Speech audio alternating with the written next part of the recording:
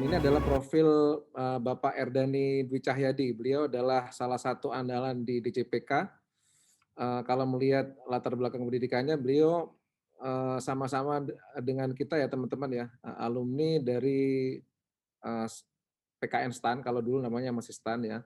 STAN dengan jurusan di 3 kebenaran negara, lalu melanjutkan studi S1-nya di Universitas Muhammadiyah Jakarta dengan jurusan ekonomi, lalu untuk pendidikan S2-nya beliau double degree ya Pak Dani ya, di UI mengambil Betul. pasca sarjana ilmu ekonomi dan juga di ANU ya, di Australian National University untuk di International Development and Economics ya, disingkat dengan MIDEC.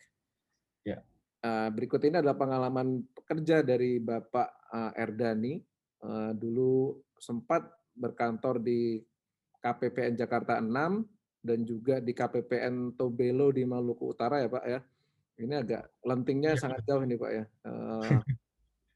Dari Iya. Jakarta sampai ke Maluku Utara. Oke, lalu kembali lagi ke Jakarta di Subdirektorat Data Keuangan Daerah di Epic D DJPK, dan ini semuanya karir-karir di DJPK ya, di bagian perencanaan dan keuangan, di Setdijennya DJPK, kemudian di Subdirektorat Teknologi Informasi, dan juga terakhir di Subdit Transformasi Sistem Informasi Keuangan Daerah, Direktorat Evaluasi dan Sistem Informasi DJPK.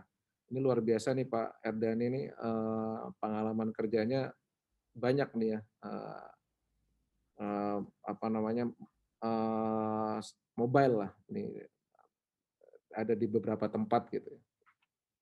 Oke teman-teman semuanya, selanjutnya kita akan dengarkan ini ladies first. Nah, selanjutnya ini perspektifnya agak berbeda. Kalau Bu Putu tadi perspektif dari manajemen internal, nah ini perspektif yang akan kita dengarkan yang disampaikan oleh Bapak Erdani adalah yang berhubungan dengan perimbangan keuangan daerah gitu ya, TKDD, transfer keuangan ke daerah dan dana desa. Tetapi ini yang disampaikan oleh Bapak Erdani adalah bagaimana laporan keuangan pemerintah daerah yang dikirimkan ke Direktur Jenderal Perimbangan Keuangan itu dianalisa sehingga menjadi pertimbangan dari Kementerian Keuangan dalam menyalurkan berbagai macam dana nih, termasuk DAU, DID, kemudian DDD yang lain lah gitu ya, termasuk intinya yang ada di TKDD tersebut. Baik, kami persilakan Bapak Erdani untuk menyampaikan paparannya. Sebelumnya kami sampaikan kepada teman-teman semuanya bahwa bagi Anda yang ingin mendapatkan e-sertifikat gratis, silakan terus mengikuti acara ini. Di akhir acara kami akan sampaikan semacam link ya, semacam link yang perlu teman-teman semuanya akses sehingga teman-teman dinyatakan berhak untuk, kalau misalnya sudah dikerjakan semua, dinyatakan berhak untuk mendapatkan e-certificate. Kami balik ke monitor ya, kita serahkan monitor ini kepada Bapak Erdani untuk menyampaikan paparannya. Silakan Pak Erdani. Oke, terima kasih Pak Perwira, Pak Moderator. Mohon izin untuk cek suara dan video, apakah diterima dengan baik? Suara sudah baik, video juga sudah baik. Oke, terima kasih. Terima kasih. Izin saya share screen.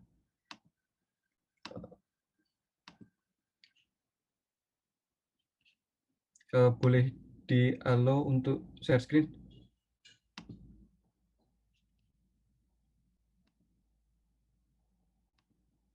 Mohon izin, Pak Perwira, saya belum bisa share screen untuk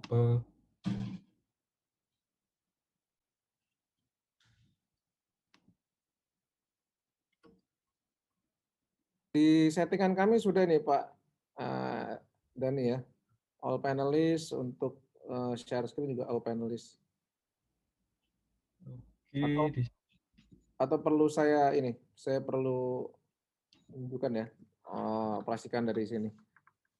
mohon maaf ya, karena di share screen sekarang tidak ada opsi untuk share screen PowerPoint. Jadi ya, saya mohon maaf dan mohon bantuannya. Oke, sebentar. Oke, sambil saya menyapa Bapak dan Ibu sekalian, Terima kasih Pak Moderator, Pak Perwira, kemudian Bu Putu, pembicara yang mewakili dari Bank Mandiri, dan pembicara sebelumnya dari Kementerian BUMN, Pak Sarpi. Selamat siang. Kemudian selamat siang juga kepada Bapak dan Ibu dosen yang mengikuti acara kuliah umum terkait analisis laporan keuangan, dan yang saya cintai Civitas Akademika STAN, mahasiswa STAN, adik-adik mahasiswa-mahasiswi STAN yang saat ini mengikuti acara kuliah umum analisis laporan keuangan. Seperti yang sudah disampaikan Bapak Perwira tadi, bahwa apa yang saya sampaikan saat ini akan sedikit berbeda perspektifnya dengan dua pembicara yang sebelumnya. Karena dua pembicara sebelumnya perspektifnya adalah perspektif bisnis. Adapun yang saya sampaikan adalah terkait perspektif penggunaan laporan keuangan dari sisi pemerintah, khususnya pemerintah pusat. Adapun judul yang diberikan kepada saya adalah terkait evaluasi dan analisis laporan keuangan pemerintah daerah sebagai pengatur keran transfer ke daerah dan dana desa. Boleh lanjut, Pak Moderator? Siap. Ya, secara umum saya akan menyampaikan 4 bagian besar. Yang pertama adalah kebijakan desentralisasi itu sendiri, yang merupakan filosofi adanya transfer ke daerah dan dana desa, yang kemudian dilanjutkan oleh sistem informasi keuangan daerah.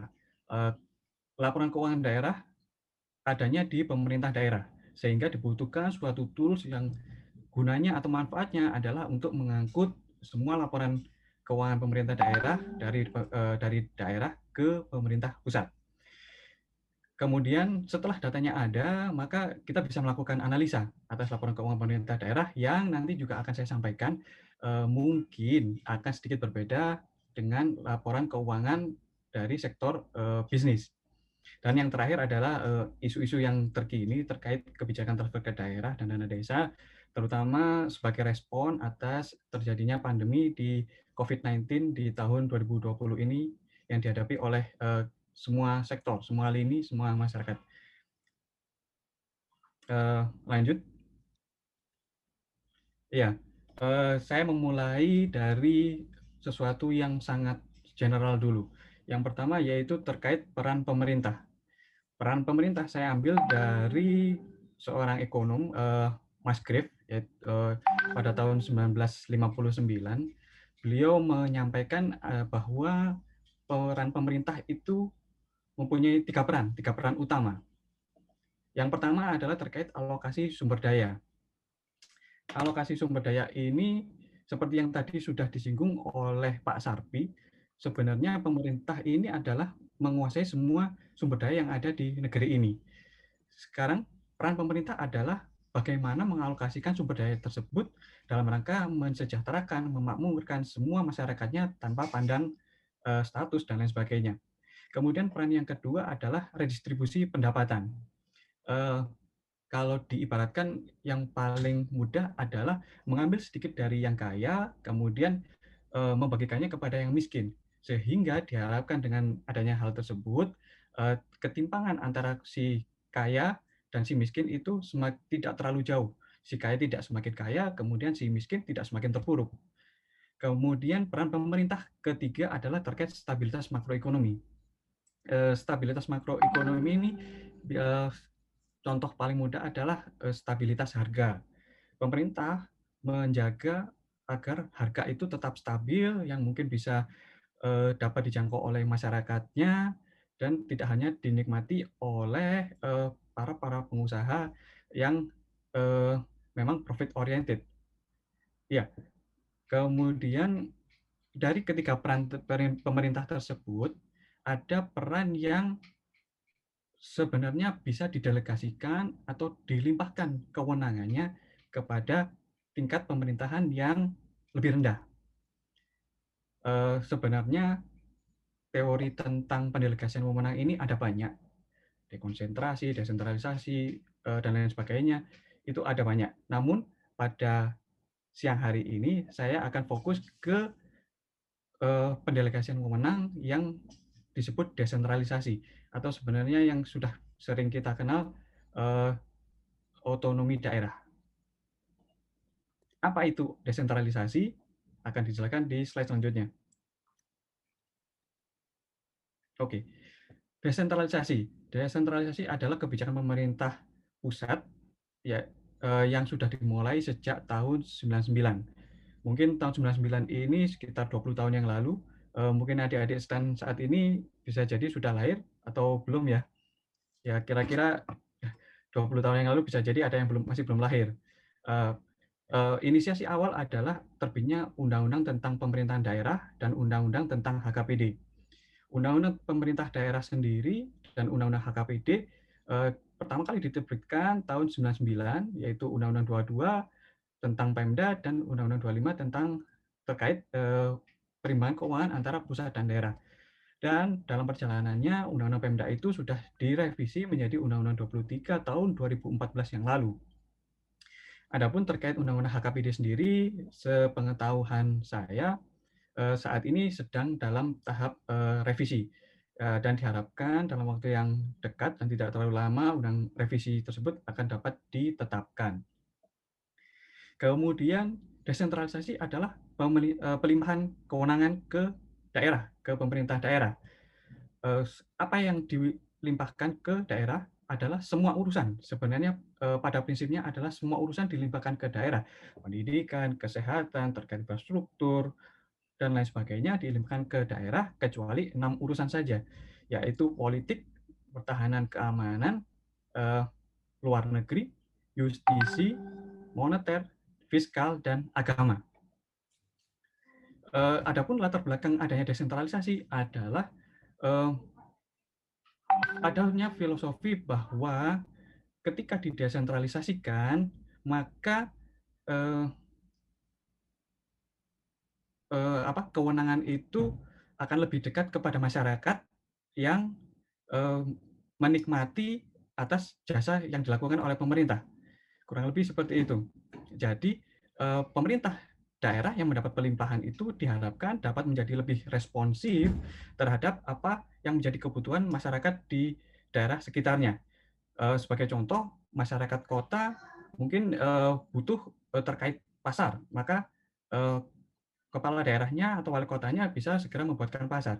Berbeda dengan bupati yang wilayahnya notabene adalah suatu kepulauan. Sebut saja misalkan adalah Kabupaten Banggai Kepulauan. Di situ masyarakatnya kemungkinan besar adalah sebagai nelayan. Jadi yang dibutuhkan, paling dibutuhkan oleh masyarakat sekitar adalah nelayan, perahu, mungkin adalah jaring untuk mencari ikan, kemudian hal-hal yang lain yang terkait ilmu-ilmu terkait bagaimana mencari ikan dengan menggunakan sumber daya yang ada. Harapannya seperti itu. Makanya filosofi desentralisasi adalah mendekatkan semua urusan sehingga dapat menjadi lebih responsif. Berbeda apabila suatu kebijakan itu dikirim dulu ke pusat, pasti responnya mungkin akan lebih lama karena pusat mungkin memang punya prioritas yang sama, tetapi delivery-nya akan lebih membutuhkan waktu yang sedikit menjadi kurang responsif, kurang lebih seperti itu. Kemudian saya akan berbicara terkait filosofi manifold function.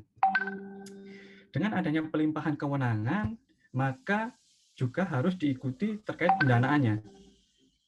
Yang pertama, pendanaan yaitu pemerintah daerah diberi kewenangan untuk menarik terkait perpajakan maupun retribusi. Ini yang biasa disebut adalah local taxing power. Dan yang kedua, adanya transfer ke daerah. Yang dana desa adalah sesuai mandat dari Undang-Undang Nomor 6 kalau tidak salah tahun 2014 bahwa desa juga mendapat dana desa. Tetapi secara umum terkait pelimpahan kewenangan ini transfer ke daerah lah yang mendapatkan porsi paling besar. Kemudian apa tujuan dari transfer ke daerah tersebut?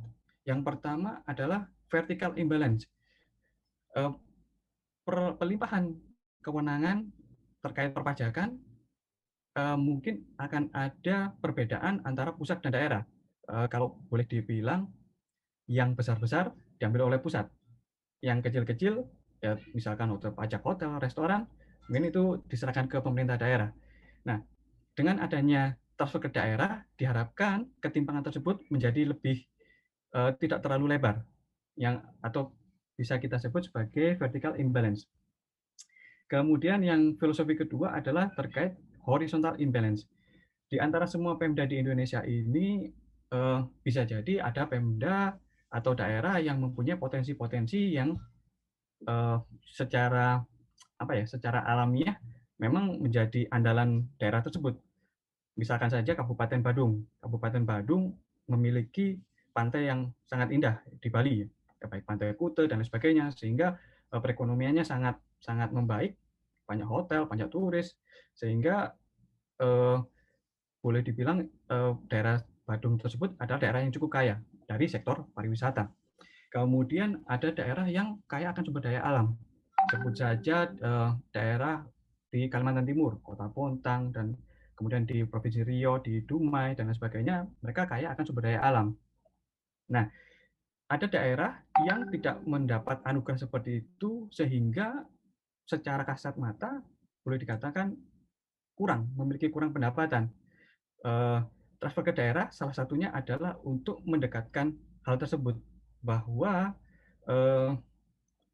ketimpangan antar daerah itu dapat dapat dikurangi lah, minimal dikurangi meskipun tidak sama persis. Kemudian selanjutnya, Pak Perwira, ya, berikutnya saya akan menyampaikan terkait TKDD, transfer ke daerah dan dana desa. Transfer ke daerah dan dana desa secara umum terdiri dari transfer ke daerah itu sendiri dan dana desa. Secara rinci, transfer ke daerah terbagi menjadi, kalau di layar terlihat menjadi 5 bagian umum. Dana bagi hasil, dana alokasi umum, dana alokasi khusus, dana otonomi khusus, dan dana insentif daerah. Secara singkat boleh saya sampaikan, dana bagi hasil adalah yang pada prinsipnya adalah by origin. Dia bagi hasil terutama terkait sumber daya alam akan diambil oleh pemerintah, kemudian nanti akan dibagi hasilkan kepada pemerintah daerah, di mana daerah tersebut memiliki sumber daya alam tersebut. Pembagian tersebut dengan persentase tertentu, ya, dan sebagian persentase dari dana DPH tersebut akan dibagikan kepada pemerintah daerah yang lain melalui dana alokasi umum.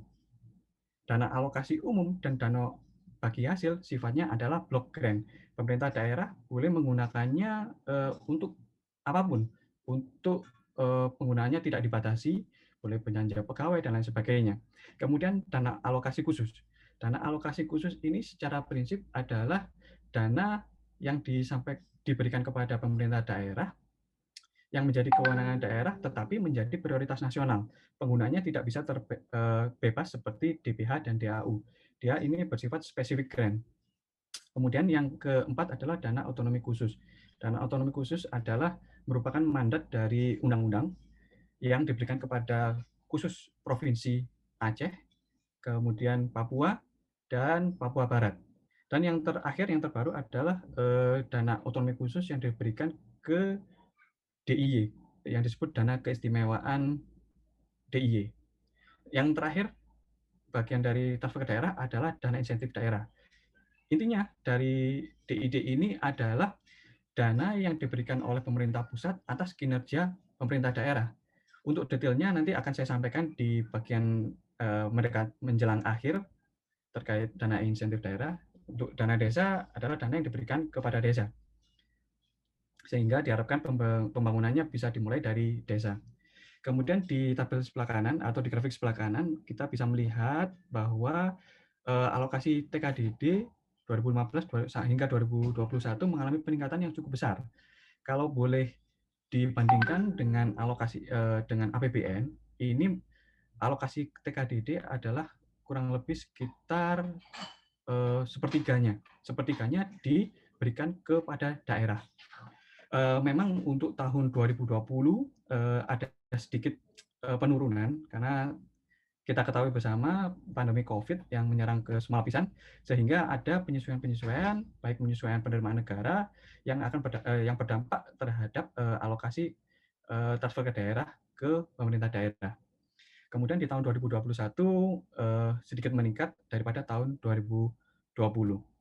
Nah, dengan semakin meningkatnya alokasi APBN yang disampaikan ke pemerintah daerah, maka dibutuhkan suatu akuntabilitas dan pertanggungjawaban atas penggunaan dana tersebut. Untuk itulah SIKD yang diharapkan bisa menjadi suatu tools atau suatu alat yang bisa menjembatani untuk akuntabilitas dan pertanggungjawaban keuangan daerah. Next. Ya, sekilas saya sampaikan terkait sistem informasi keuangan daerah atau SIKD. Pengertian dari SIKD sendiri saya ambil dari PP nomor 56 tahun 2005 adalah sistem mendokumentasikan dan mengadministrasikan serta mengolah data. Datanya data apa? Data pengelolaan keuangan daerah, data APBD dan sebagainya, yang kemudian dikombin dengan data terkait yang lainnya menjadi apa? Menjadi suatu informasi yang disajikan kepada masyarakat. Dan yang paling utama adalah sebagai bahan pengambilan keputusan oleh pemerintah pusat dalam rangka TKDD, kebijakan perpajakan daerah, dan lain sebagainya. Dan sebenarnya SIKD sendiri bisa dimanfaatkan oleh pemerintah daerah itu sendiri. Karena SIKD merupakan mandat dari PP yang mengamanatkan bahwa SIKD itu ada dua. Yang pertama adalah SIKD yang dilaksanakan oleh pemerintah daerah, dan yang kedua adalah SIKD nasional yang dilaksanakan oleh DJPK atau Kementerian Keuangan. SIKD ini bukan hanya sebuah aplikasi, tetapi adalah suatu sistem, prosedur, norma, dan lain sebagainya yang memungkinkan pemerintah daerah dan pemerintah pusat mendapatkan informasi yang terkait dalam pengambilan kebijakan. Adapun tantangan yang dihadapi terkait implementasi SIKD adalah luasnya wilayah Indonesia. Seperti kita ketahui, Indonesia terdiri dari 34 provinsi, 93 kota, dan 415 kabupaten. Ya, mungkin yang perlu diberikan perhatian adalah jumlah kota. Karena saya dulu pernah mendengar atau melihat sebuah iklan bahwa kita sudah tersebar di 300 kota. Nah, itu mungkin hanya gimmick ya, karena jumlah kota di kita hanya 93 kota. Yang lain adalah kabupaten, kebanyakan adalah kabupaten. Ya, yang sebelah kanan adalah gambar provinsi saja. Boleh dilanjut, Pak Perwira? Adapun yang menjadi lingkup SIKD yaitu terkait laporan keuangan pemerintah daerah. Ini perlu saya sampaikan karena ada sedikit perbedaan terkait akuntansi atau laporan keuangan pada sektor publik dan sektor swasta. Yang pertama adalah anggaran pendapatan dan belanja daerah. Semua pemerintah daerah, bahkan pemerintah pusat sendiri, diwajibkan atau harus menyampaikan APBD-nya atau menuangkan semua rencana kerja tahunan dalam suatu anggaran pendapatan dan belanja. Kalau negara, anggaran pendapatan dan belanja negara, dan kalau daerah adalah APBD. Kemudian yang kedua adalah laporan keuangan itu sendiri. Laporan keuangan terdiri dari LRA, neraca, laporan arus kas, laporan operasional, laporan perubahan ekuitas, laporan perubahan SAL, dan catatan atas laporan keuangan. Perlu saya sampaikan pula dari jenis-jenis laporan keuangan ini yang berwarna merah adalah yang sedikit mungkin adalah sesuatu yang baru atau yang berbeda dari sektor swasta. Kalau terkait APBD tadi sudah sampaikan, itu adalah proses politik antara eksekutif dan legislatif, bagaimana menuangkan program kerjanya selama atau janji-janji politiknya selama 5 tahun dalam suatu rencana kerja pemerintah dalam 1 tahun ke depan. Itu harus ada dulu, barangnya atau harus ada dulu. Kemudian yang kedua adalah terkait realisasinya, yaitu yang tertuang dalam laporan realisasi anggaran. Bagaimana merealisasikan janji-janji tersebut yang sudah dituangkan dalam Perda APBD, bagaimana mengimplementasikan kebijakan-kebijakan tersebut dalam suatu realisasi yang nyata. Dan perbedaan ketiga terkait laporan keuangan yaitu terkait LPSAL. LPSAL ini adalah perubahan saldo anggaran lebih yang memperlihatkan saldo anggaran lebih tahun lalu dan perubahannya dengan aktivitas di tahun yang bersangkutan. Kemudian kalau terkait periodenya, SIKD meng-capture pelaporan secara bulanan, baik semesteran, bahkan tahunan. Kemudian yang juga patut saya sampaikan adalah terkait dimensi APBD. Kalau dilihat secara dimensi, sebenarnya APBD itu multidimensi. Tetapi yang paling utama atau yang paling sering kita dengar yaitu ada 3, yaitu terkait ekonomik, dimensi ekonomik, kemudian function, dan organization. Ekonomik itu adalah per jenis belanja, yaitu jenis belanja pegawai, belanja barang dan jasa, belanja modal, dan sebagainya. Kemudian yang apabila terkait belanja fungsi adalah fungsi pendidikan, fungsi kesehatan, fungsi ekonomi, dan lain sebagainya yang secara seluruhnya berjumlah 11 fungsi, namun yang ada di pemerintah daerah hanya ada 9. Kemudian yang terakhir adalah dimensi organisasi, bahwa APBD itu dilaksanakan menurut organisasinya. Kalau di pusat, analoginya adalah Kementerian Keuangan, Kementerian Kesehatan, Kementerian Pendidikan, dan lain sebagainya. Kalau di Pemda adalah Dinas Pendidikan, Dinas Kesehatan, Dinas PUPR, DPRD, Sekretariat DPRD, dan lain sebagainya. Mungkin cukup untuk lingkup SIKD. Berikutnya, ya, masuk ke inti topik analisis kita hari ini. Ini adalah buku rujukan saya tahun 2010 kalau tidak salah untuk menyusun tesis. Pada waktu itu memang tidak banyak buku terkait analisis laporan keuangan pemerintah daerah yang bisa saya dapatkan. Ini adalah buku yang menurut saya cukup baik, cukup menjelaskan cukup detail dan dengan bahasa yang menurut saya mudah dipahami. Yang ada di layar ini adalah cetakan pertama. Kemarin saya sudah melakukan cek di e-commerce bahwa sekarang sudah ada edisi keempat. Mungkin nanti teman adik-adik mahasiswa, adik-adik STAN bisa mengecek, harganya tidak terlalu mahal, hanya sekitar Rp70.000. Next.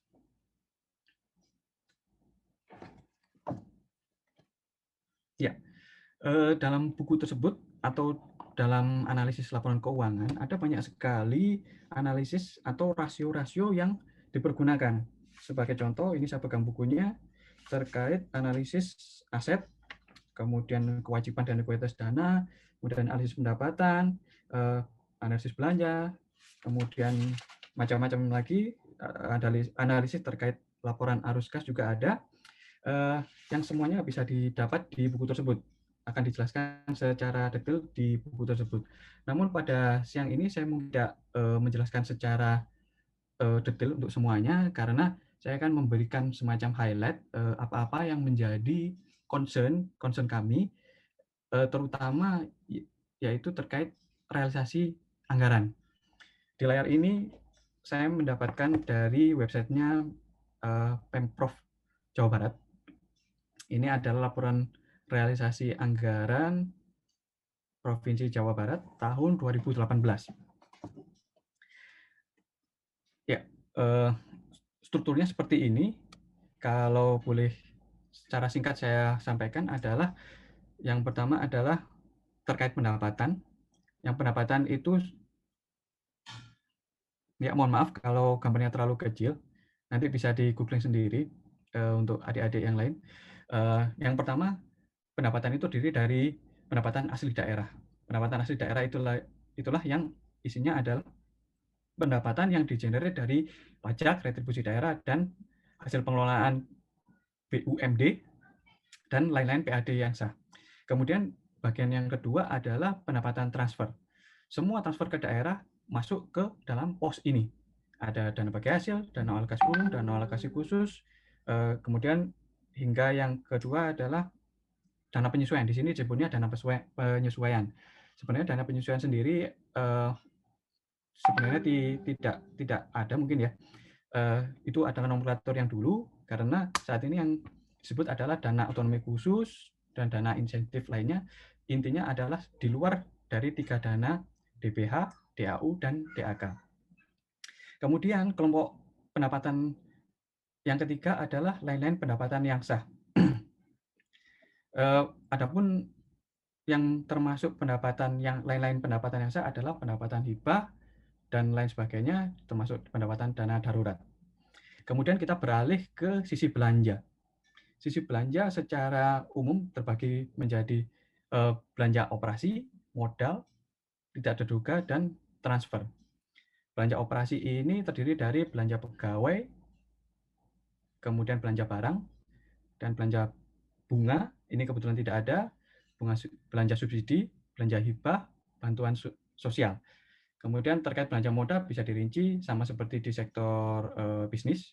Mungkin ada belanja tanah, pelatanan mesin, gedung dan bangunan. Kemudian mohon maaf, ini mungkin adanya di sektor pemerintah ya, karena jalan irigasi dan jaringan sebagian besar dilaksanakan oleh pemerintah. Dan kemudian belanja tidak terduga dan belanja transfer. Belanja transfer ini bersifat adalah bagi hasil yang diwajibkan oleh undang-undang. Kemudian atas belanja dan pendapatan, apabila lebih tinggi pendapatan, maka akan terjadi yang disebut surplus, dan apabila negatif, hasilnya akan disebut defisit. Kemudian pada akun yang ketiga yaitu terkait pembiayaan. Pembiayaan ini terdiri dari penerima pembiayaan yang terdiri dari silpa, sisa lebih perhitungan anggaran. Untuk gampangnya adalah sisa uang tahun lalu yang dibawa ke tahun saat ini, masuk ke pos yang di sebelah ini, dan kemudian penerimaan kembali dana bergulir. Kemudian ada jenis-jenis yang lain yang dalam contoh ini tidak terlihat. Kemudian dari sisi pengeluaran pembiayaan, yaitu terkait pengeluaran pembiayaan dalam penyertaan modal. Penyertaan modal ini biasanya ke BUMD, adalah penyertaan modal pemerintah terhadap badan usaha milik daerah. Oke, selanjutnya.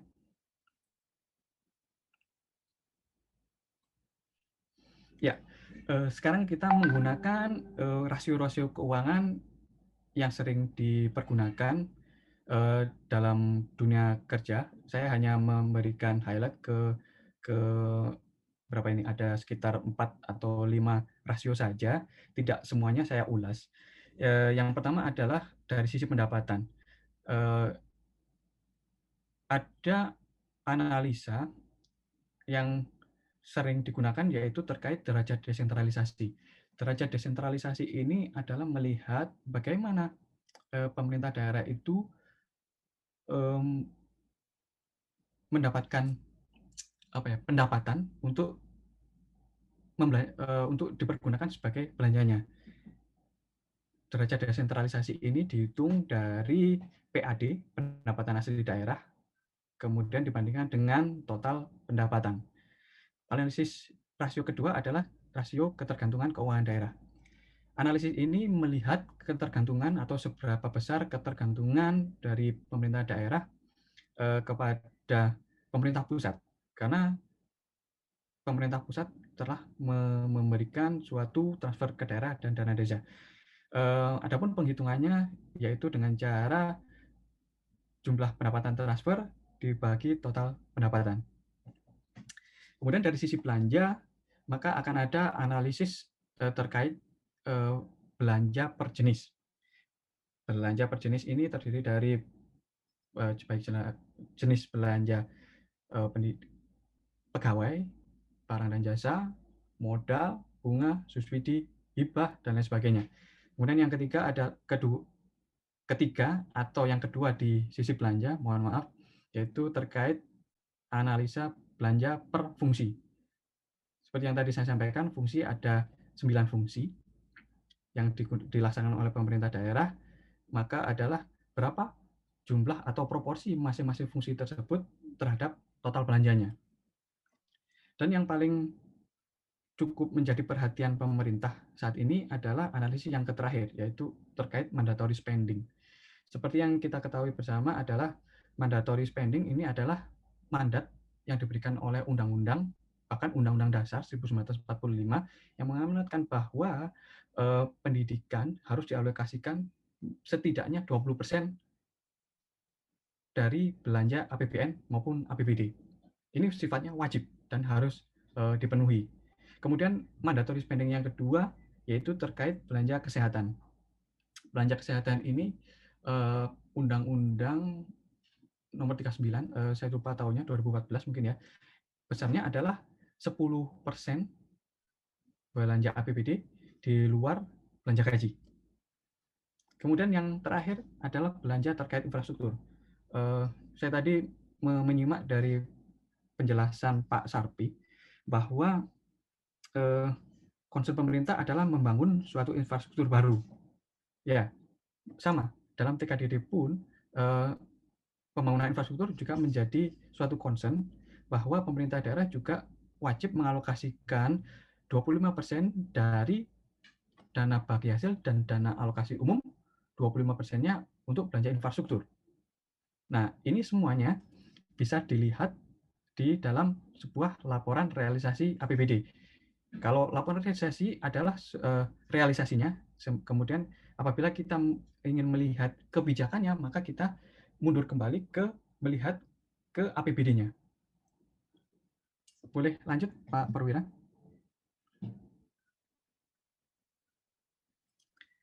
Ya, ini sedikit gambaran data-data terkait rasio pendapatan pemerintah daerah tahun 2015 hingga tahun 2019.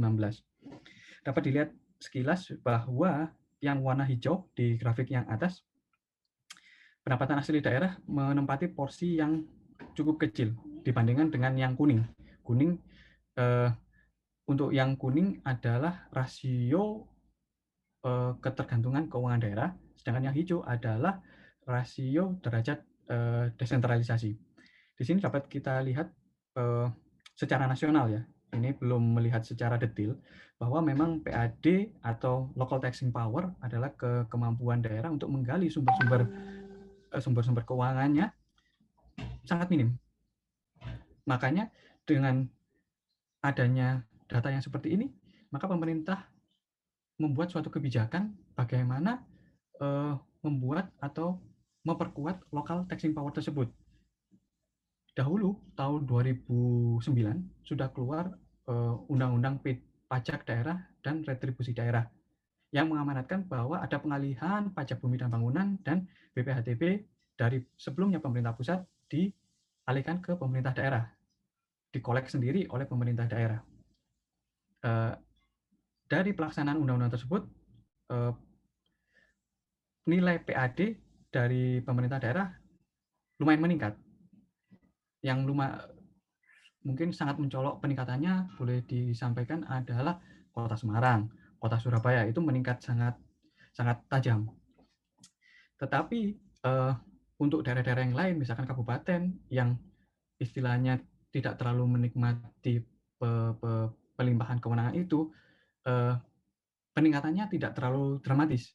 Peningkatannya ya so-so saja, meningkatnya slightly increase lah, kurang lebih seperti itu. Kemudian akhirnya ketika PAD-nya tidak bisa memenuhi belanjanya, maka mau tidak mau harus tergantung kepada pemerintah pusat.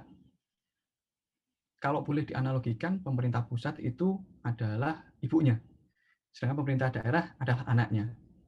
Kalau anaknya kesusahan, ibunya mungkin tidak akan tinggal diam. Ibunya pasti akan berusaha bagaimana anaknya bisa hidup. Tidak akan membiarkan ya sudah, terserah kamu mau hidup atau mau mati, terserah. Tidak.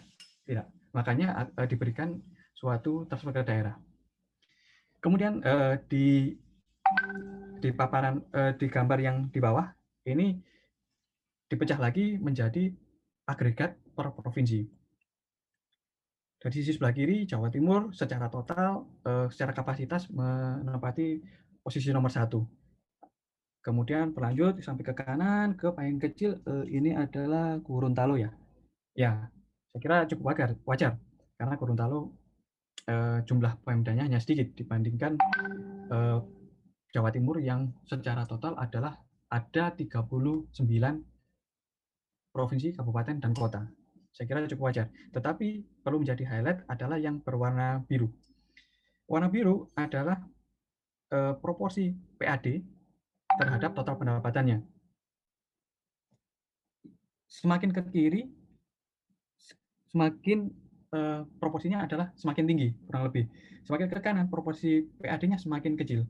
Ya, mungkin bisa disampaikan bahwa sebenarnya konsentrasi ekonomi itu sebagian besar ada di Jawa. Dan memang begitu adanya, sepengetahuan saya. Sehingga diperlukan suatu upaya-upaya dari pemerintah bagaimana mendorong pemerintah daerah yang lain untuk mendapatkan semacam dorongan bagaimana menarik sebuah investasi, kurang lebih seperti itu. Berikutnya, Pak Wira. Nah, sekarang kita melihat dari sisi belanja.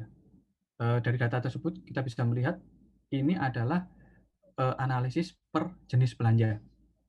Jenisnya untuk memperingkas ya, bukan mungkin menyederhanakan, akan terbagi menjadi 4 kelompok besar, yaitu belanja pegawai, belanja barang dan jasa, belanja modal, dan belanja lainnya. Belanja lainnya itu bisa terdiri dari pembayaran bunga, belanja subsidi, hibah, bantuan sosial, bagi hasil, dan termasuk bantuan keuangan. Sekilas kita bisa melihat bahwa secara nasional belanja pegawai porsinya cukup tinggi dibandingkan ke belanja-belanja yang produktif lainnya, dibandingkan dengan yang hijau. Yang hijau adalah belanja modal. Secara proporsinya kurang lebih terkait belanja modal sekitar 20-an% ya, kalau dari angka total ya, naik turun ya. Nah, kebanyakan memang dipergunakan untuk belanja pegawai. Ya, itu memang suatu tantangan tersendiri ya dari pemerintah daerah. Karena memang sepengetahuan saya, pemerintah daerah memiliki banyak pegawai yang mungkin di saat-saat dewasa ini sering ramai soal tunjangan kinerja. Mungkin ada pemerintah daerah yang terkait tukinnya yang cukup tinggi atau bahkan sangat tinggi, tetapi ada pemerintah daerah yang karena kapasitasnya tidak bisa memberikan tunjangan kinerja daerah. Ataupun kalau terpaksa harus bisa memberikan, itu hanya selektif pada unit-unit yang memang sangat sangat krusial, misalkan di unit pengelola keuangan, kemudian perencanaan daerah, dan sekretariat daerah mungkin kalau saya tidak salah. Ya, kemudian diperjelas lagi di tahun 2019 bahwa secara nasional belanja pegawai menduduki porsi yang paling tinggi. Nah, belanja per jenis ini memberikan concern kepada pemerintah pusat bahwa seharusnya dengan concern mandatory spending tadi, bahwa kalau kita melihat dari belanja infrastruktur yang diharapkan menjadi penggerak roda ekonomi seharusnya mendapatkan porsi yang lebih besar. Tetapi memang pada kenyataannya porsi belanja pegawailah yang menjadi cukup tinggi. Nah, ini menjadi PR kita bersama, tidak hanya pemerintah pusat sebenarnya, bahkan oleh pemerintah daerah. Mungkin itu terkait perkembangan belanja 2015-2019, boleh dilanjut. Nah, kita mendrill lagi menjadi sedikit lebih detail, di mana kita breakdown menjadi provinsi, kabupaten, dan kota. Kita membaca lagi data ini dilihat dari sisi provinsi. Dari provinsi, kalau bisa kita simpulkan, tergantung dari transfer, 62%. Ini secara provinsi. Ini menghitungnya merupakan nilai rata-rata. Rata-rata provinsi yang ada di Indonesia ada berjumlah 34 dan menggunakan data realisasi APBD tahun 2019. Beranjak ke daerah kabupaten yang dapat dilihat bahwa sama, posisinya sama. Kabupaten juga tergantung pada transfer pemerintah pusat. Kemudian kalau kita lihat di kota, posisinya juga sama. Semuanya tergantung dari pemerintah pusat, 75%. Namun apabila dilihat dari komposisi atau perbandingan pendapatan asli daerah yang di kolom kedua, sebenarnya performa dari provinsi lebih bagus dibandingkan kota bahkan kabupaten, karena provinsi memang basis pajaknya kurang lebih boleh dikata yang cukup besar dibandingkan kabupaten dan kota. Akan tetapi PAD yang ada di provinsi itu pada nantinya di kemudian yang akan memang dibagi hasilkan kepada kabupaten kota di sekitarnya. Tetapi dari gambar ini kita bisa melihat bahwa memang kondisi Pemda di Indonesia sangat tergantung kepada induknya, kepada ibunya, yaitu kepada transfer ke daerah dan dana desa. Namun yang perlu diperhatikan adalah bagaimana cara pemerintah pusat mendesain suatu kebijakan untuk bisa meningkatkan pendapatan asli daerah. Salah satunya yang saya dengar adalah sekarang sedang dirumuskan adalah pengalihan PBB P3. Saya agak lupa singkatannya. PBB 3 adalah sektor perkebunan, perhutanan kalau nggak salah, dan P1-nya apa lagi gitu. Yang diharapkan sektor tersebut akan ada banyak di wilayah kabupaten. Apabila itu terrealisasi menjadi suatu pendapatan asli daerah Pemda, maka diharapkan porsi PAD kabupaten kota akan meningkat. Seperti itu. Kemudian berikutnya, Pak Perwira, kita akan beranjak ke slide berikutnya, yaitu analisa belanja per jenis. Sama, analisanya di breakdown menjadi provinsi, kabupaten, kota. Dari sini apa yang bisa kita lihat adalah yang pertama, sebagian besar semuanya provinsi, kabupaten, kota alokasinya adalah belanja pegawai. Yang menjadi concern terhadap belanja infrastruktur yang bisa dilihat di alokasi atau persentase belanja modalnya adalah cukup kecil. Hanya sekitar 20 maksimal, 21 maksimal yang dialokasikan oleh kota, sedangkan kabupaten dan provinsi, bahkan provinsi cukup kecil. Nah, ini juga menjadi concern pemerintah pusat, bagaimana mendorong pemerintah daerah untuk mengalokasikan banyak belanja-belanja modal atau semacam prerequisites adalah prakondisi atau syarat bagaimana pemerintah daerah membuka sebuah jalan agar ekonomi itu tumbuh di sekitarnya. Memang perlu suatu kajian-kajian yang mungkin cukup mendalam terkait apakah dibangun jalan ini kemudian lewat mana, itu mungkin perlu kajian-kajian yang cukup rumit. Dan terkait belanja lainnya mungkin belanja bunga, subsidi, hibah, dan bansos, ini porsinya cukup banyak, mungkin karena di sini adalah ada yang namanya belanja bagi hasil. Alokasi dana desa juga termasuk di dalamnya, sehingga proporsinya menjadi cukup lumayan. Juga termasuk alokasi dana BOS, karena dia masuk ke belanja hibah. Dalam analisa kita gabungkan di yang kolom paling kanan.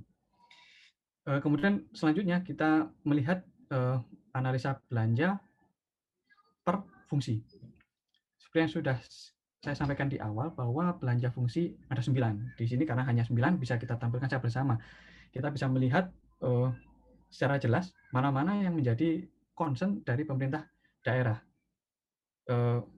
Di kolom pertama sudah terlihat secara jelas bahwa fungsinya adalah fungsi pelayanan umum, di mana di dalamnya adalah fungsi belanja terkait pegawai. Karena semuanya belanja pegawai juga tinggi, maka otomatis belanja pelayanan umum menjadi tinggi.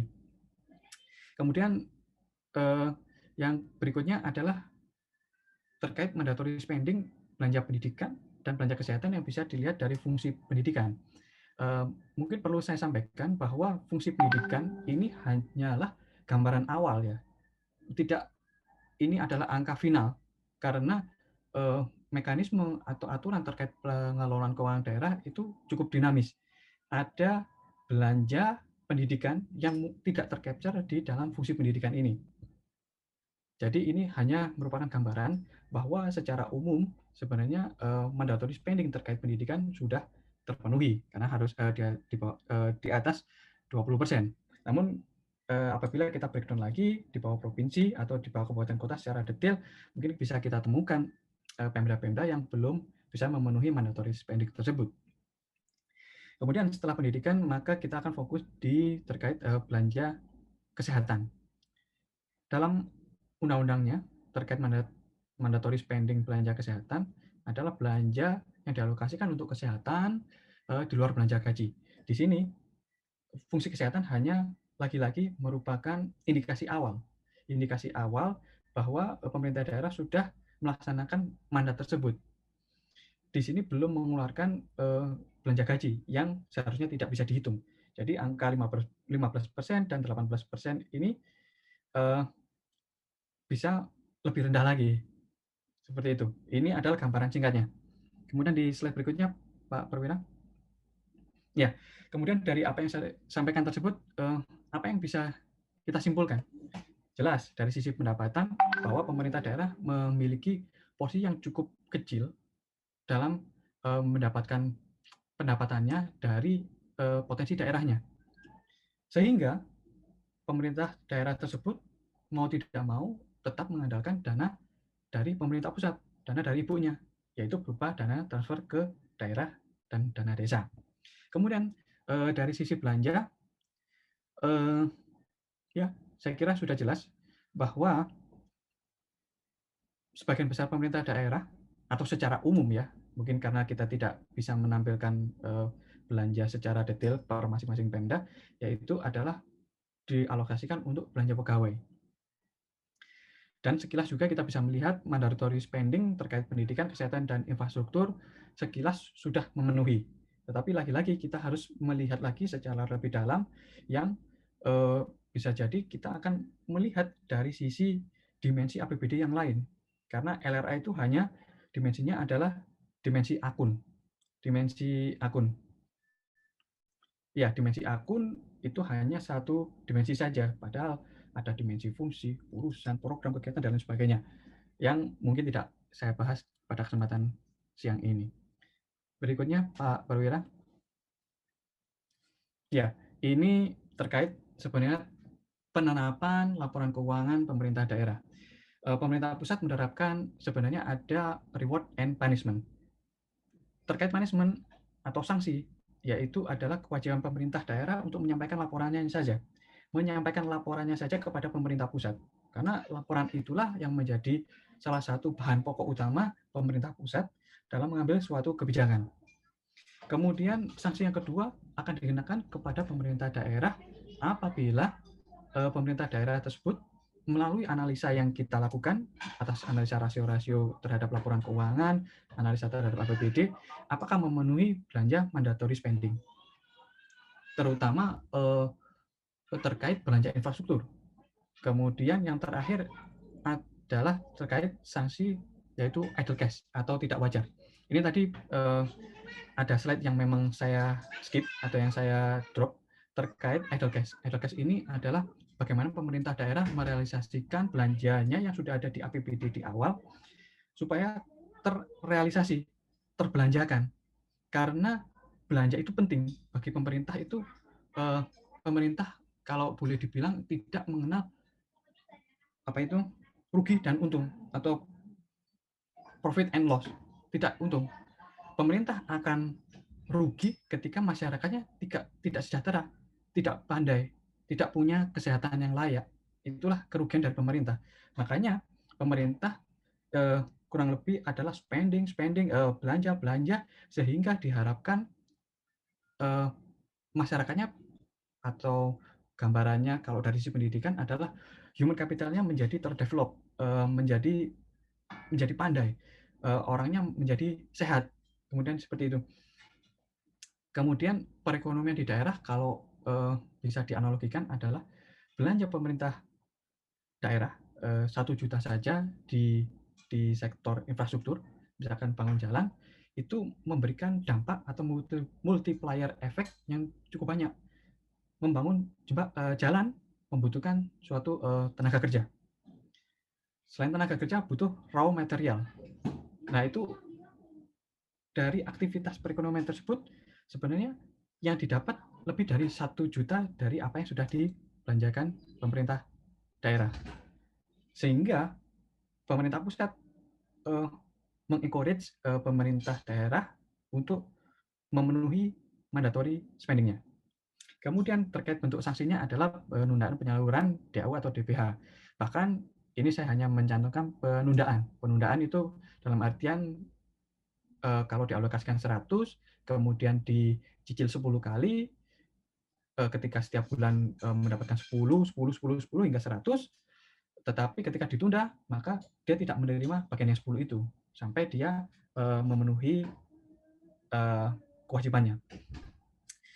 Kemudian adalah konversi ke bentuk non-tunai. Bentuk non-tunai adalah ini secara spesifik terhadap idle cash.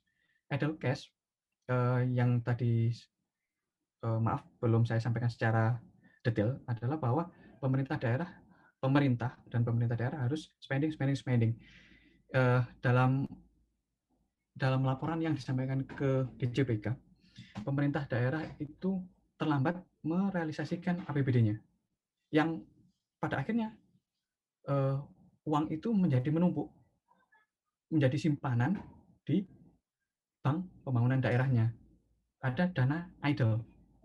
Dana idle ini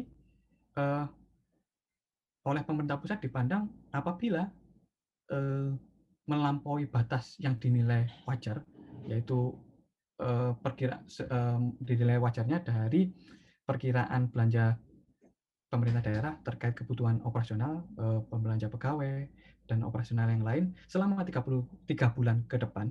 Apabila melebihi batas itu, maka pemerintah pusat akan menekan sanksi, yaitu konversi dalam bentuk non-tunai. Non-tunai kalau diberatkan mungkin seperti pemberian cek ya.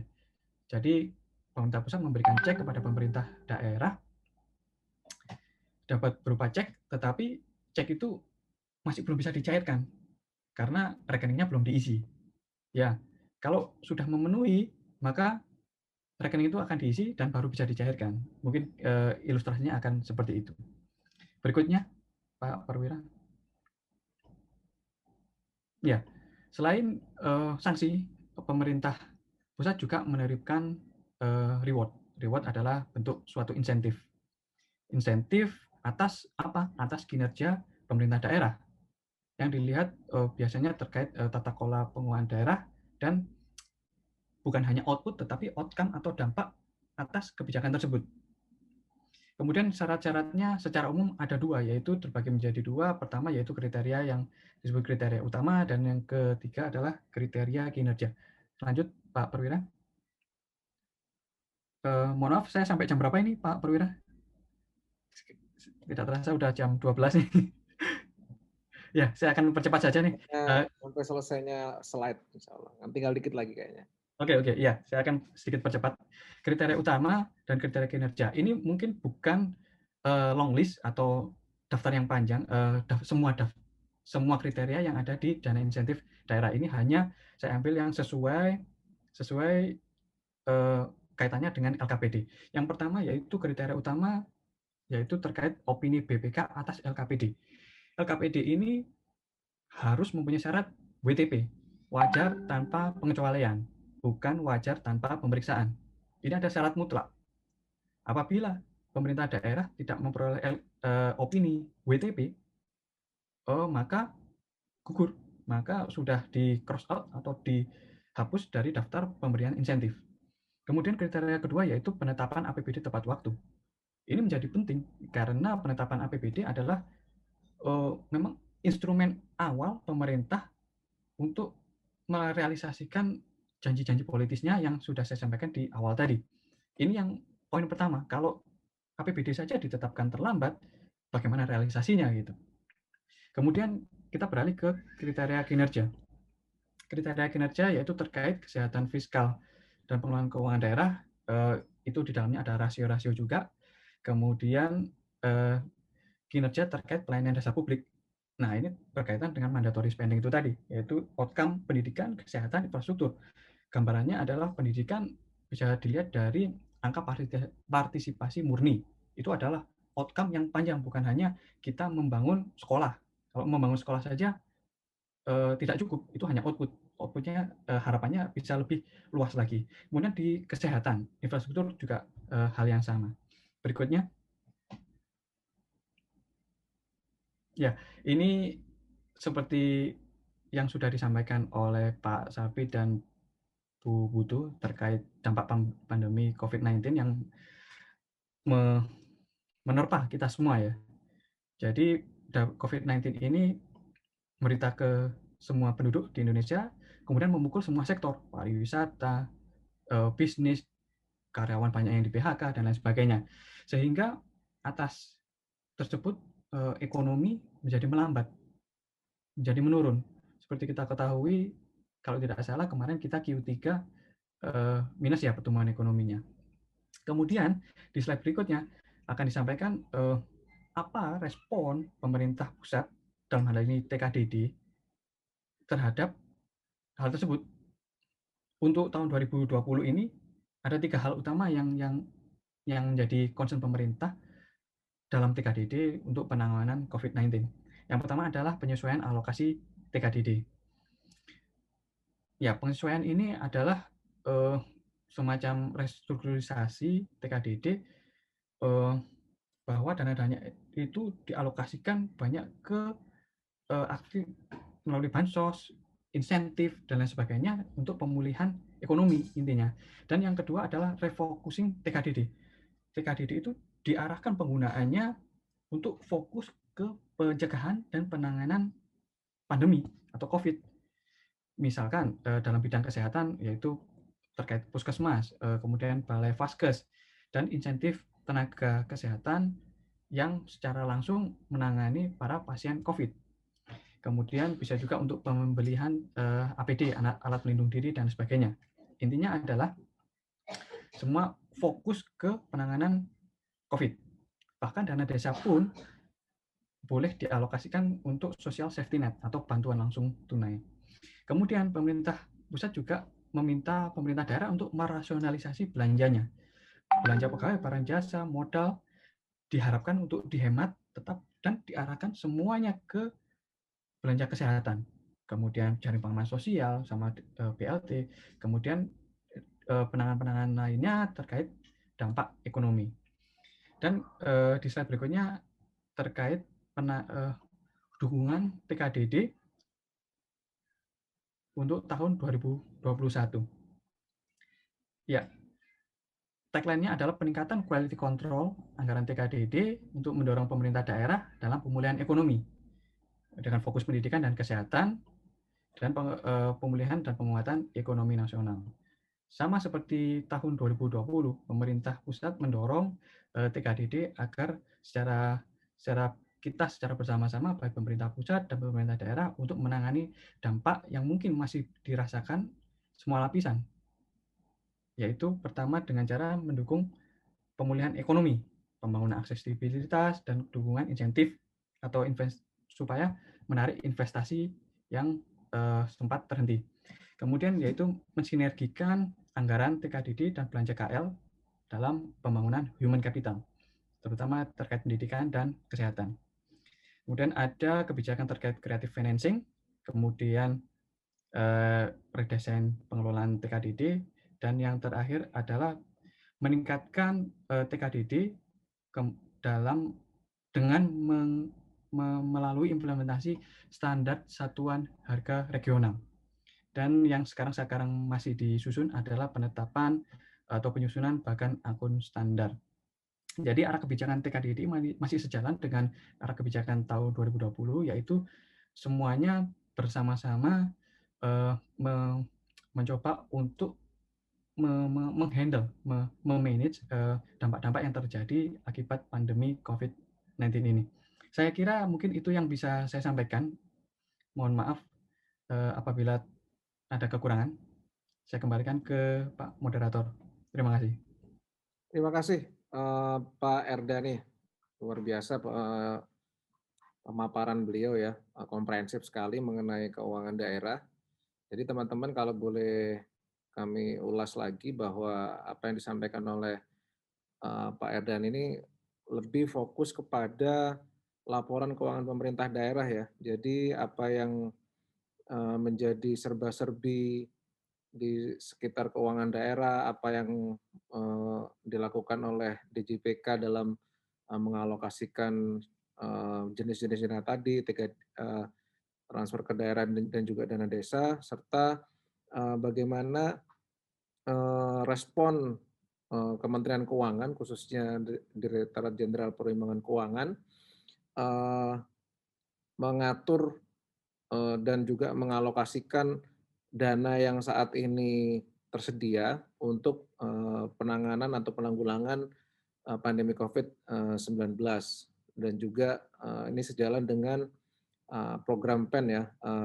PEN itu pemulihan ekonomi nasional gitu ya. Jadi di sesi kedua ini kita sudah akhiri ya dengan paparan dari Bapak Erdani, dan kita akan masuk ke sesi tanya jawab. Eee, Bu Putu dan Pak Dani, kami sudah menerima beberapa pertanyaan dari rekan-rekan mahasiswa. Berikutnya kami persilakan ke Pak Erdani. Di sini juga sudah ada beberapa, Pak.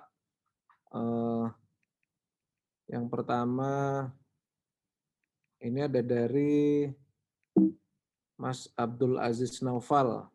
Ya, silakan Pak Erdani. Pertanyaannya Ya, mengenai analisis laporan keuangan untuk dana desa. ya. Terima kasih Pak Moderator. Eh, Atas pertanyaan Abdul Aziz Naufal Faruqi 539 ya. Eh, Pertanyaannya terkait mengenai analisis laporan keuangan untuk dana desa, apakah di praktiknya seluruh dana desa menyusun laporan keuangan sesuai standar? Ya, yang pertama saya mohon maaf sebelumnya karena eh, saya bukan di bagian yang menerima laporan keuangan dana desa. Sepanjang yang saya ketahui terkait laporan keuangan dana desa adalah desa atau pemerintahan desa diwajibkan untuk menyusun laporan keuangannya. Tetapi perlu kita sadari bahwa dari jumlah desa itu sendiri, kalau tidak salah berjumlah 79.491 desa. Karakteristiknya sangat berbeda.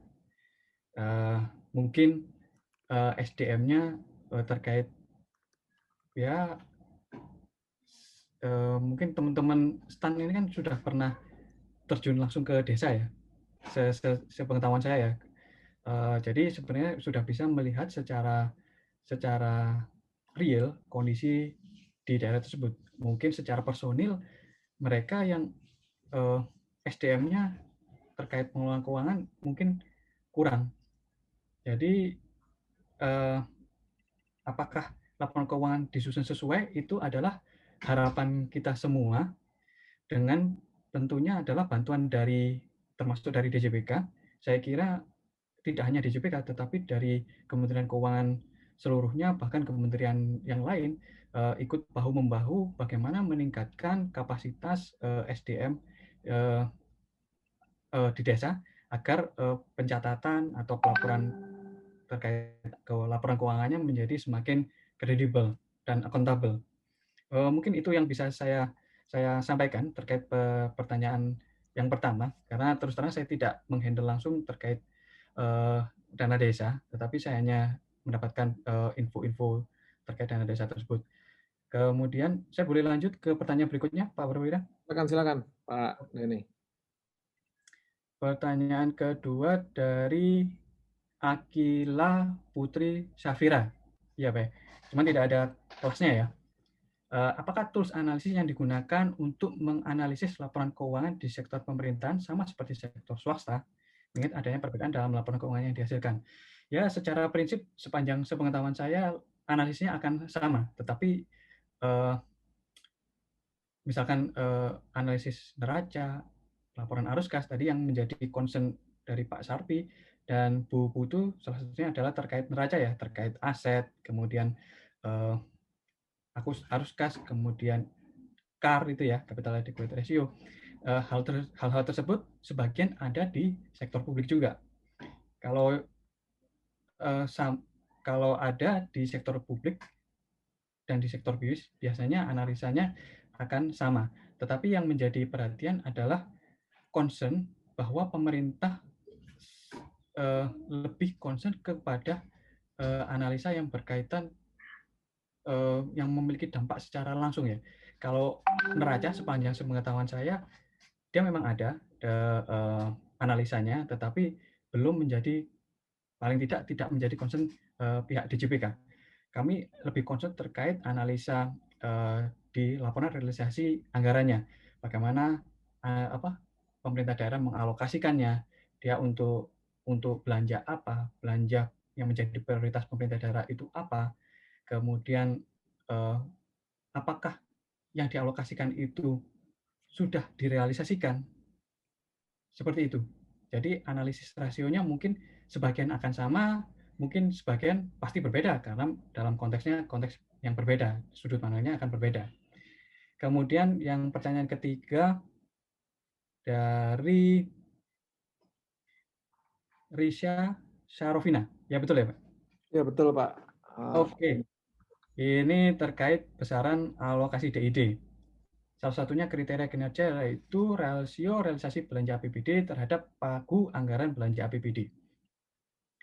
Oke, perlu saya sampaikan bahwa alokasi, bukan alokasi DE, kriteria DID yang seperti sudah saya sampaikan tadi ada dua. Yang pertama adalah kriteria umum dan kriteria kinerja. Analisis rasio itu kebanyakan di kriteria kinerja. Mohon maaf, saya sambil mengintip contekan karena saya itu hal yang teknis. Jadi rasio yang digunakan untuk tahun 2021 yaitu rasio kemandirian daerah. Dalam hal ini dihitung dari rasio pajak daerah dan retribusi daerah dibandingkan pendapatan domestik regional bruto non migas. Nanti adik-adik mahasiswa bisa dicek di PMK nomor berapa ya, 141 kalau nggak salah di tahun 2020 ini, itu secara detail dijabarkan terkait apa variabel-variabel yang digunakan dalam penentuan alokasi dan insentif daerah. Kemudian rasio yang kedua yaitu terkait efektivitas pengelolaan belanja daerah. Indikatornya adalah atau rasionya adalah belanja modal pendidikan terhadap modal pendidikan. Belanja pendidikan secara total. Kemudian belanja modal kesehatan terhadap total belanja kesehatan dan rasio-rasio yang lain yang secara jelas bisa dilihat di PMK terkait pengelolaan dana insentif daerah. Itu jawaban dari ketiga pertanyaan. Mungkin kalau saya boleh lanjut, Pak Perwira, ini ada satu lagi yang cukup Satu menarik lagi ini. atas nama Satu lagi, Pak Dwi nih. ini Dwi Retno ya, Ya. 536 ya. Bagaimana suatu daerah yang pemimpinnya terjerat korupsi, namun laporan keuangan daerahnya WTP? Apakah tersebut mempengaruhi pemberian insentif kepada daerah tersebut? Ya ya, ini sesuatu yang kritis ya. Saya sulit menjawabnya ya, tapi kalau berdasarkan peraturan atau kebijakan di sini, yang menjadi concern kami adalah laporan keuangan itu sendiri. Kemudian ada kriteria baru yang ini bisa menjadi informasi bagi kita semua. Ada indikator yang disebut indikator pencegahan korupsi dengan variabelnya yaitu indeks pencegahan korupsi. Kalau membaca keterangannya adalah penilaian dilakukan berdasarkan capaian implementasi perbaikan perencanaan dan penganggaran APBD dan sebagainya dan sebagainya. Intinya indeks korupsi ini menjadi salah satu penilaian juga di tahun 2021 dalam pengalokasian dana insentif daerah. Mengenai kepala daerahnya terjerat korupsi, saya tidak bisa menjelaskan secara gamblang, tetapi secara aturan memang indeks korupsi bisa menjadi salah satu kriteria terkait penilaian kriteria kinerja. Mungkin itu yang bisa saya sampaikan. Semoga bisa menjawab semua pertanyaan dengan baik. Terima kasih. Baik, terima kasih Pak Erdani dan juga Bu Putu untuk paparnya serta diskusi yang sangat menarik dan menginspirasi teman-teman mahasiswa semuanya. Kami ingin sampaikan kepada teman-teman semua bahwa untuk mendapatkan e-sertifikat gratis, teman-teman bisa mengklik link atau tautan yang sudah kami cantumkan di chat teman-teman semuanya ya. Jadi quiz underscore ALK dengan huruf besar. Nah, itu atau nanti sebentar saya tayangkan dulu deh ininya. Oke. mungkin bisa di-capture oleh teman-teman semuanya. Ini ya, untuk link-nya atau tautannya yang teman-teman perlu lengkapi. Jadi ada sedikit kuis sebelum teman-teman dinyatakan berhak atau eligible mendapatkan e-sertifikat gratis. Sudah disimpan ya teman-teman ya, tolong untuk di screenshot atau di foto dengan kamera HP teman-teman semuanya. Oke, cukup. Baik, sebelum kita mengakhiri acara, kami harapkan ada closing remarks dari Ibu Putu maupun Bapak Erdani, atau mungkin ada pesan-pesan yang memotivasi teman-teman mahasiswa semuanya, supaya ke depan ini teman-teman yang saat ini mempelajari analisis laporan keuangan ini bisa lebih mengerti apa sih gunanya pelajari mata kuliah ini. Silakan Ibu Putu dulu ya, silakan. Terima kasih Pak Perwira. Jadi pertama saya ingin mengucapkan terima kasih dulu sih gitu ya. Sampai akhir jam segini ada 426 partisipan gitu ya yang masih online gitu. Jadi ini sangat-sangat I really appreciate it gitu ya. Ini kelasnya panjang, kelasnya besar, tapi semua tetap bisa hadir. Terima kasih banyak. Kami diberi kesempatan berbagi gitu ya, dan saya belajar banyak dari Pak Sarpi dan Pak Erdani, karena apapun kebijakan pemerintah itu kami selaku institusi pemerintah dan public company harus sangat concern terhadap pemikiran-pemikiran dan strateginya pemerintah. Nah, untuk adik-adik yang masih kuliah nih, yang pertama yang pasti itu analisa keuangan ini sangat penting ya di perusahaan apapun. Apalagi kalau memang nanti tiba-tiba beneran masuknya di bagian perbendaharaan negara atau apa gitu ya, yang beneran tiap hari baca laporan keuangan. Jadi jika ada yang kemarin masih telat-telat gitu ya belajarnya gitu ya, tidak ada yang namanya tertinggal. Jadi kembali pelajari semua bahan baku itu, karena cara kita belajar itu tidak hanya dari buku, tapi dari mana saja. Seperti tadi, meski saya software engineer, tapi saya juga belajar financial accounting, saya juga belajar manajemen accounting, saya belajar perbankan, sehingga tentu dengan kita lebih memahami yang namanya analisa keuangan, kemampuan kita menerjemahkan situasi itu lebih lebih bisa komprehensif gitu ya. Jadi setiap numbers itu akan bercerita gitu. Jadi disitulah seni dan kenikmatan dari analisa laporan keuangan. Jadi every single numbers itu bercerita. Jadi saya harapkan adik-adik dapat lebih meleverage knowledge di analisa keuangan dan kembali melengkapi knowledge-nya dengan pemahaman-pemahaman yang lainnya. Jadi jangan hanya terpatok di kurikulum di kampus ya. Jadi belajar hal lain itu dari segala sumber gitu, dari koran, dari berita, dari mana saja untuk melengkapi setiap pemahaman yang dimiliki. Tetap semangat ya, selalu produktif dan efektif dan efisien. Tagline banget ya, produktif, efektif, efisien gitu ya. Karena dimanapun kita berada pasti akan dituntut the best contribution from ourselves gitu ya. Sekian dari saya. Terima kasih banyak. Selalu jaga kesehatan. Thank Terima you. kasih Bu Putu. Silakan Bapak Erdani. Iya, sebenarnya saya agak canggung juga ini karena saya bukan motivator. Iya, mungkin sedikit saja yang bisa saya sampaikan ke adik-adik Civitas Akademika STAN, bahwa mahasiswa STAN ini, kalian ini, adik-adik ini sudah bukan hanya milik Kementerian Keuangan semata. Pengumuman kemarin saya melihat bahwa saya kira 99% di luar keuangan. Ada yang di kementerian, kemudian ada di Pemda gitu ya. Dan hanya kalau tidak salah hanya 2 orang ya. Mungkin bisa di diinfokan lagi, hanya 2 orang saja yang masuk ke Kementerian Keuangan. Jadi adik-adik ini sebenarnya sudah bukan aset Kementerian Keuangan, tapi sudah menjadi sebuah aset negara ini. Apalagi teman-teman di STAN ini di lingkungan kerja, menurut saya ya secara pribadi adalah ujung tombak, suatu garda terdepan lah, paling depan yang menjadi tonggak ya pengelolaan keuangan negara secara umum ya.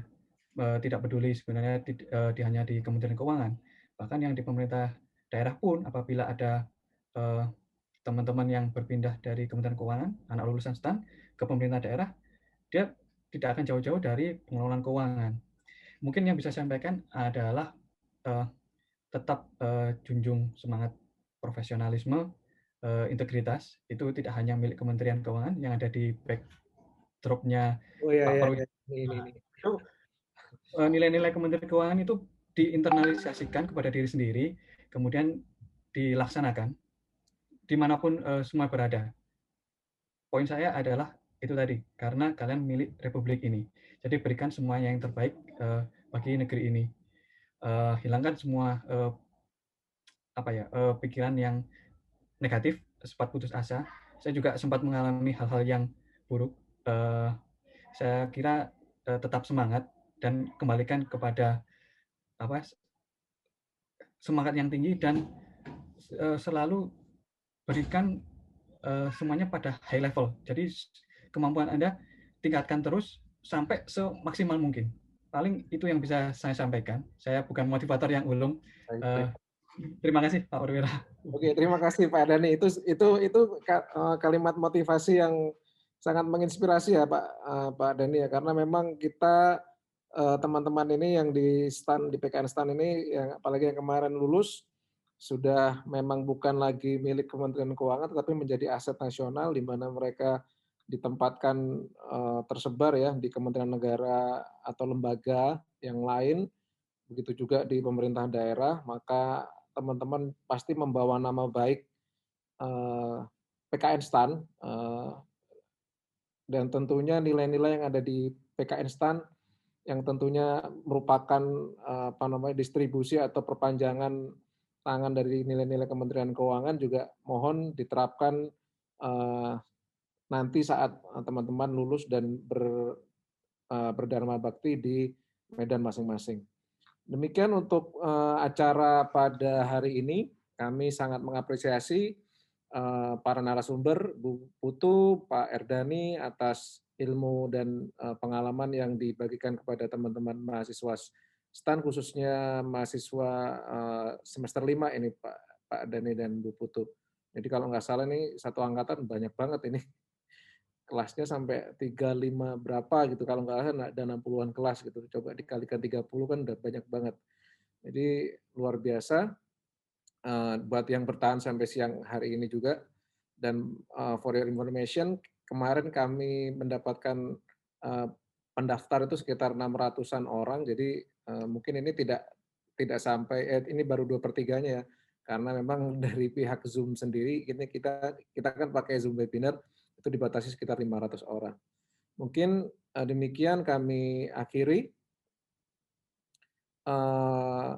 Semoga Bapak Ibu narasumber diberikan kesehatan, diberikan kemudahan dalam segala urusan, dan juga diberikan keberkahan hidup. Kami akhiri, terima kasih. Assalamualaikum warahmatullahi wabarakatuh. Selamat siang dan sampai jumpa di lain waktu. Terima kasih, selamat siang.